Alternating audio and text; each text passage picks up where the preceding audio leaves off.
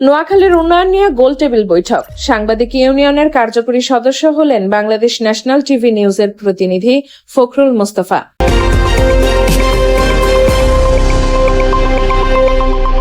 নোয়াখালী সার্বিক উন্নয়ন, সমৃদ্ধি ও ভবিষ্যৎ সম্ভাবনাকে সামনে রেখে নোয়াখালী সাংবাদিক ইউনিয়নের আয়োজনে এক ব্যতিক্রমধর্মী গোল টেবিল বৈঠক অনুষ্ঠিত হয়েছে।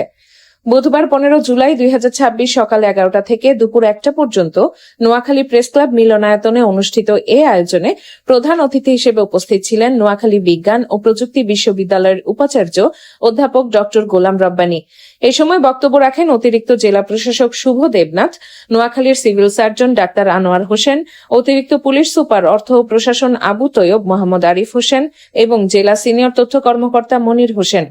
গোল টেবিল বৈঠকে জেলার শিক্ষা, স্বাস্থ্যসেবা, যোগাযোগ ব্যবস্থা, কৃষি, পর্যটন, কর্মসংস্থান, শিল্পায়ন, নোয়াখালী সিটি কর্পোরেশন, বিমানবন্দর, রেলপথ সম্প্রসারণ, বিভাগ বাস্তবায়ন এবং অবকাঠামোগত উন্নয়ন সহ বিভিন্ন গুরুত্বপূর্ণ বিষয় নিয়ে বিস্তারিত আলোচনা হয়।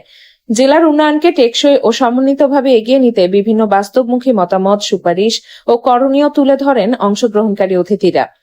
নোয়াখালী সাংবাদিক ইউনিয়নের সভাপতি আব্দুল মোতালেব আপেলের সভাপতিত্বে এবং সাধারণ সম্পাদক শাহাদাত বাবুর সঞ্চালনায় অনুষ্ঠিত এ বৈঠকে আরও বক্তব্য রাখেন নোয়াখালী সরকারি কলেজের সাবেক অধ্যক্ষ কাজী রফিকুল ইসলাম, নোয়াখালী জেলা বিএনপির সদস্য আবু নাসের, জেলা বিএনপির সদস্য অ্যাডভোকেট রবিউল হাসান পলাশ, নোয়াখালী সদর উপজেলা বিএনপির সাবেক সাধারণ সম্পাদক ভিপি জসিমউদ্দিন সহ অন্যান্য অতিথিবৃন্দ।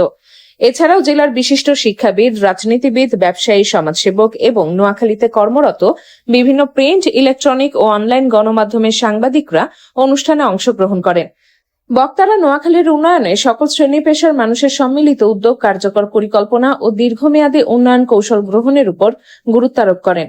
অনুষ্ঠানে নোয়াখালী সাংবাদিক ইউনিয়নের কার্যকরী সদস্য হিসেবে বাংলাদেশ ন্যাশনাল টিভি নিউজের নোয়াখালী জেলা প্রতিনিধি মোহাম্মদ ফখরুল মোস্তফার নাম ঘোষণা করা হয়। বৈঠক শেষে রাষ্ট্রের কল্যাণ, শান্তি, সমৃদ্ধি এবং শহীদ রাষ্ট্রপতি জিয়াউর রহমান ও প্রয়াত সাবেক প্রধানমন্ত্রী বেগম খালেদা জিয়ার রুহের মাগফিরাত কামনায় বিশেষ দোয়া ও মোনাজাত অনুষ্ঠিত হয়। দোয়া শেষে আগত অতিথিদের সম্মানে মধ্যাহ্নভোজের আয়োজন করা হয়। এ উপলক্ষে গরু জবাই করে বিশেষ খাবারের ব্যবস্থা করা হয় এবং অতিথিদের আন্তরিক আপ্যায়ন করা হয়। আয়োজকরা জানান, নোয়াখালী সাংবাদিক ইউনিয়ন কেবল সাংবাদিকদের পেশাগত উন্নয়নেই নয়, জেলার উন্নয়ন, জনস্বার্থ সংশ্লিষ্ট বিষয় এবং গঠনমূলক সামাজিক উদ্যোগে ধারাবাহিকভাবে ভূমিকা রেখে যাচ্ছে। ভবিষ্যতেও নোয়াখালী সার্বিক উন্নয়ন ও জনকল্যাণে এ ধরনের ইতিবাচক উদ্যোগ অব্যাহত থাকবে বলে সংগঠনের পক্ষ থেকে আশাবাদ ব্যক্ত করা হয়।